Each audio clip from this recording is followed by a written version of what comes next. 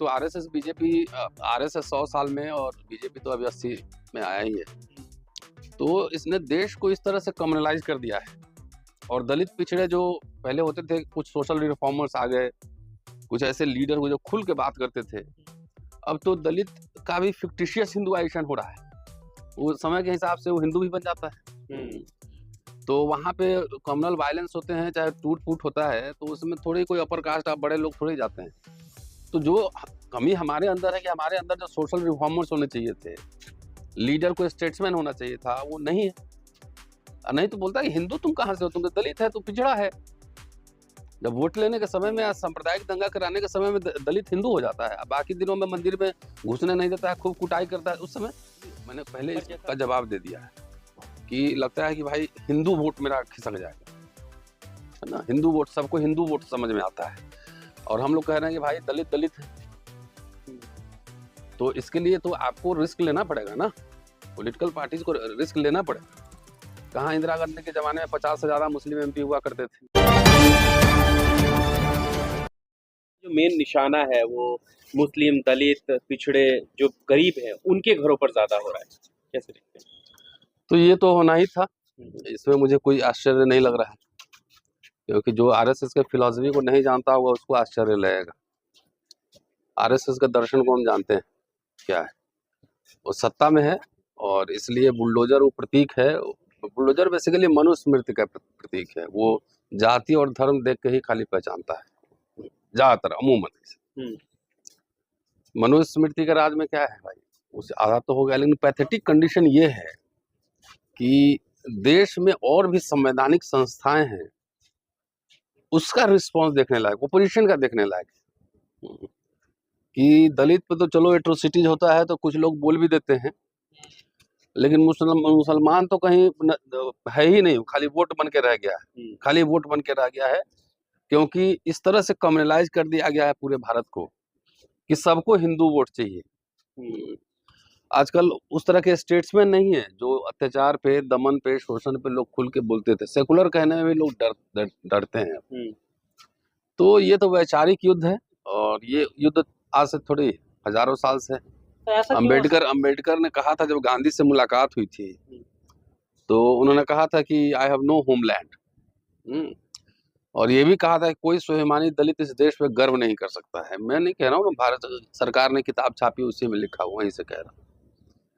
तो लेकिन ये फर्क ये है, कम से कम खास तौर से पहले एक डंडा से पूरे दलित गांव का गांव हाँक देते थे। आज मारना पड़ रहा है, गोली मारना पड़ रहा है। तो इसका मतलब रेसिस्टेंस भी उसी लेवल पर है। और इन मुद्दों पर देखिए, सिविल सोसाइटी, चाहे हम जैसे एक्टिविस्ट लोग हैं, बाकी से तो हम लोग बोलते ही हैं, लेकिन जब तक पॉलिटिकल क्लास इस पे, सिर्फ मुसलमान नंबर नहीं है, सिर्फ वोट नहीं है, तो पॉलिटिकल क्लास जब तक इसको नहीं एग्रेसिवली उठाएगा तब तक इनका बुलडोजर वाला चलते रहेगा। क्यों नेता सब जाके सड़क पर क्यों नहीं गिर देता है? निकलना चाहिए था ना। क्या वजह है सर? अब मैं कैसे कह सकता हूँ, एक तो आरएसएस बीजेपी, आरएसएस 100 साल में और बीजेपी तो अभी 80 में आया ही है। तो इसने देश को इस तरह से कम्युनलाइज कर दिया है और दलित पिछड़े जो पहले होते थे, कुछ सोशल रिफॉर्मर्स आ गए, कुछ ऐसे लीडर हुए जो खुल के बात करते थे। अब तो दलित का भी फिक्टिशियस हिंदुआइजेशन हो रहा है। वो समय के हिसाब से वो हिंदू भी बन जाता है। तो वहाँ पे कम्युनल वायलेंस होते हैं, चाहे टूट फूट होता है, तो उसमें थोड़ी कोई अपर कास्ट बड़े लोग थोड़े जाते हैं। तो जो कमी हमारे अंदर है कि हमारे अंदर जो सोशल रिफॉर्मर्स होने चाहिए थे, लीडर को स्टेट्समैन होना चाहिए था, वो नहीं है। नहीं तो बोलता है हिंदू तुम कहाँ से हो, तुम तो दलित है, तो पिछड़ा है।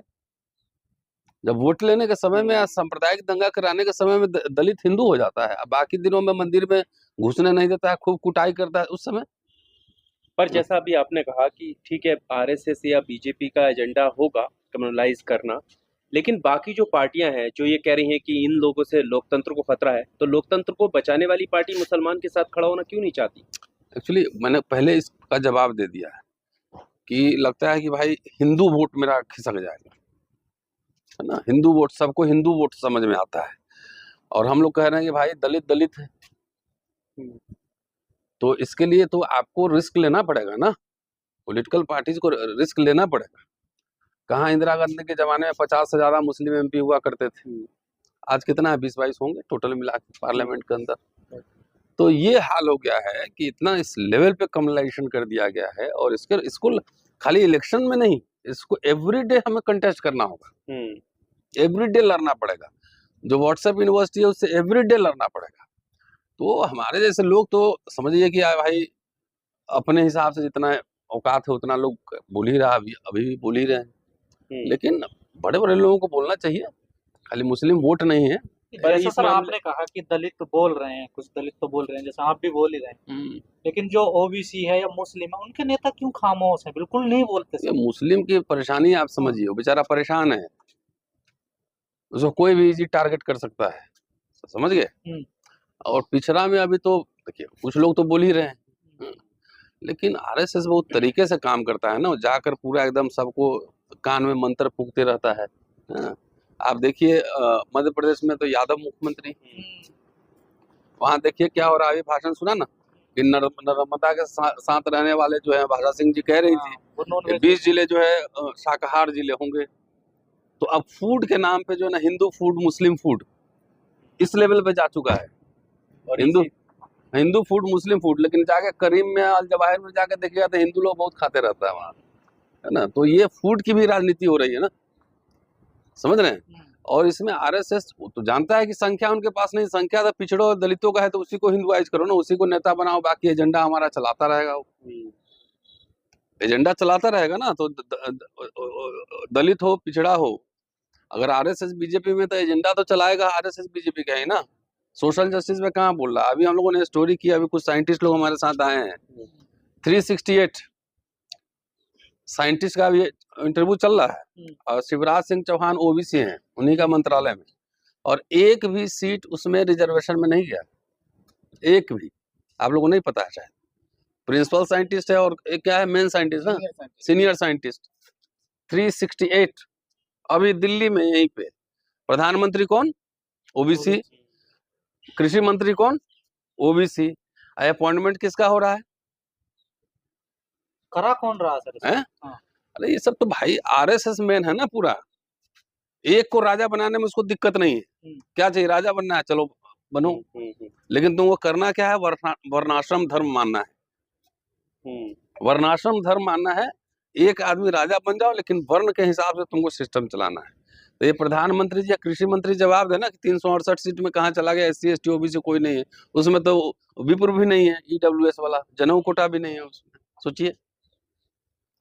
तो वो तो एक आदमी को बनाना है पूरा कम्युनलाइज का। हमारे लोग में भी दिक्कत है ना, वो उसके जात का एक नेता मंत्री बन जाता तो उसी में खुश रहता है। उसके बच्चों के लिए स्कूल कॉलेज है कि नहीं, कम्युनल वायलेंस भड़केंगे अगर इस तरह के होंगे तो सबसे ज्यादा नुकसान उसी का होना है, घर उसी का टूट रहा है, मूंछ रखने पे पिटाई वही लग रहा है, रेप उसी घर में हो रहा है, मंदिर जाने पे लठ उसी पे चल रहा है, घोड़ी पे बैठने पे कान उसी का कट रहा है। तो कैसे हिंदू हमको ये बताओ ना। बाबा साहब 1920 से लड़ाई लड़ रहे थे, जाके 56 में बोले हम हिंदू नहीं है, 35 में ही बोले थे कि हिंदू नहीं है, हिंदू में पैदा हुआ हूँ जरूर, लेकिन मैं हिंदू मरूंगा नहीं। तो जाके 56 में बौद्ध धर्म अपना लिए। तो बाबा साहब के नाम लेते हो तो कम से कम बाबा साहब को समझो भी, पढ़ो भी। अरे कुछ नहीं, पहले विज्ञानवादी बन जाओ, अपने आप सब ठीक हो जाएगा। आडंबर पाखंड से दूर रहो, बस बात खत्म। आरक्षण को लेकर राहुल गांधी जी को टारगेट किया जा रहा है, खासकर बिना वजह। जिस दिन भेदभाव खत्म हो जाएगा ना, सब ट्रांसपेरेंट हो जाएगा, उस दिन आरक्षण अपने आप खत्म हो जाएगा। सब ट्रांसपेरेंट हो जाए, एक एजुकेशन हो जाए, बराबरी पे लेके आओ ना। पहले तुम जो है हजारों साल का कल्चरल कैपिटल तुम्हारे पास है, अब पहला जनरेशन तुम पैंट शर्ट पहन के घूम रहा है, तो जरा सबको अंग्रेजी स्कूल में पढ़ाओ ना, कंपटीशन फ्री करा लो, क्या दिक्कत है। बच्चे हमारे जो जा रहे हैं विदेश पढ़ने, तो कहाँ ऐसे जा रहे हैं ना, वहाँ यहाँ अनफेयर है। अभी जितने अपॉइंटमेंट सब हो रहे हैं, सबका खाली सर्टिफिकेट सब चेक करवा लो, अपने आप पता लग जाएगा। EWS का खाली चेक करवा लो सही से। लेकिन सर ये कहा गया कि अब सरकार कमजोर होगी, अब ऐसी चीजें नहीं होंगी जो बिल्डोजर वाली हैं, या तमाम जो भीड़ आ रही है कि मुल्ले काजी अब नहीं चाहिए, तो ये तो और ज्यादा बढ़ता जा रहा है ना सर। देखिए हिमाचल में तो बुरा हाल हो रहा है सर, एकदम बुरा हाल है, में हो रहा है, एकदम बुरा हाल है भाई। आप टारगेट करके मस्जिद को टारगेट कर रहे हो, तो इलीगल कंस्ट्रक्शन खाली मस्जिद का हुआ है। अब मंदिर नहीं है, इलीगल जगह पे बना, रोड के बीचों बीच मंदिर नहीं बने रहते, तो बुलडोजर उधर नहीं घुसता। इसका मतलब मैंने पहले कहा ना कि आरएसएस का फिलॉसफी समझो, संविधानवादी तो है ही नहीं। तो टारगेट उसका टारगेट कौन है? ईसाई है, मुसलमान है, हाँ? तो भीड़ के सामने सरकार भी कमजोर होगी क्या सर? नहीं, सरकार तो लीडर को चाहिए ना कि आपका पॉलिटिकल विल पावर चाहिए कि हम कंटेस्ट करेंगे। चाहे वहाँ कांग्रेस की सरकार है तो उनके हाथ में डंडा नहीं है क्या? हैं? जाके भीड़ क्राउड जो तय कर लेगी, क्राउड तय करेगी, वो होगा। ये कानून का शासन चलेगा। तो आप इस बड़ी-बड़ी जो बात कह रहे हैं तो कम से कम करके दिखाइए ना, वहाँ अब शासन है। हाँ? डर किस बात कर रहे हैं? एक चुनाव हारोगे जीतोगे कोई फर्क नहीं पड़ता है, लेकिन आइडियोलॉजिकल क्लैरिटी तो रहना चाहिए। भाई जब बिहार में दलित जो कांड हुआ था, इंदिरा गांधी गई थी कि नहीं हाथी पे बैठ के? हैं? तो अब आपको जाने वो कहाँ किसी से डरी थी कि अपर कास्ट हमको वोट नहीं देगा? डरी थी वो? सर, जातीय जनगणना को लेकर इस देश में काफी बात होती है। जब हम पब्लिक ओपिनियन में जाते हैं तो कई लोग कहते हैं कि अब जो जातीय जनगणना होगी तो भेदभाव बढ़ जाएगा और जाति अब रही कहाँ है। नहीं, भेदभाव बढ़ जाएगा तो बढ़ने दो, चलो देखेंगे। भेदभाव बढ़ जाएगा ना, बढ़ने दो, देखेंगे, कराओ पहले। कहाँ भेदभाव कम हुआ है? आप कौन जात के हैं ना, इंटरव्यू देने जाइएगा तो आपको ऐसे ही पता कर लगा कि कौन जात के हैं। हम जानते नहीं, हम दिल्ली इंडिया के टॉप यूनिवर्सिटी में पढ़ाते हैं, कैसे काम करता है सिस्टम हम नहीं जानते हैं। वो पब्लिक ओपिनियन कहते हैं कि नेशन फर्स्ट है। अब नेशन किस चीज से बना है? कागज का मैप है कि नेशन लोगों से बनता है ना, ये सिर्फ बाउंड्री थोड़ी है। लोग से नेशन बनता है। लोग को यहाँ मार रहे हो, काट रहे हो, कर नेशन फर्स्ट। अरे नेशन का चादर ओढ़ के तो चोर सब भाग गया 10-10 हजार करोड़ रुपए लेके। कहते हैं, हम उससे पूछते हैं तो वो कहते हैं। अब क्या कीजिएगा आप? यही पूरा कल्चरल माहौल बनाया गया है। हमारे नेता भी जाकर उसी बहुत सारे चिराग पासवान से क्या उम्मीद कर रहे हैं, या इस मांझी से क्या उम्मीद कर रहे हैं? नेशन फर्स्ट है तो बोलो ना कि घर छोड़ के रोड पे आ जाओ, नेशन के लिए काम करो। नौकरी मत मांगो, शिक्षा मत मांगो, नेशन फर्स्ट हो जाएगा। सर, गौर अच्छा के नाम पे पहले मुसलमानों को, फिर दलितों को, अब जो है ब्राह्मणों की भी हत्या होने लगी है। अभी एक आर्यन मिश्रा की हत्या हुई और उसके बाद जिसने ये किया, देखिए मैं बार-बार बहुत दिनों से कह रहा हूँ एक बात कि हाथ में मशाल लेकर कोयले के खदान में रोशनी नहीं करते हैं। मेरी बात समझ गए? और जब शहर पे कहीं से बम गिरता है ना, तो वही घर नहीं देखता है किसका घर है, कौन मंदिर है, कौन मस्जिद है। जब समाज में इस तरह का आग फैलाओगे तो उसकी लपटें तुम्हारे पास तक भी जाएगी। समझ गए मेरी बात? तो ऐसे ही नहीं है कि आप सेफ हैं। वो लपटें, एग्जाम्पल तो आप ही ने दे दिया ना, मुझे देने की जरूरत थोड़ी है। ये बात तो रिपीटेडली कह रहे हैं ना कि शहर में बम गिरता है तो भाई वो मंदिर मस्जिद नहीं देखता है, उड़ गया। तो आपने जो माहौल बनाया है, ये माहौल में कौन कब कहाँ विक्टिम हुआ कौन जानता है? शुक्रिया, थैंक यू।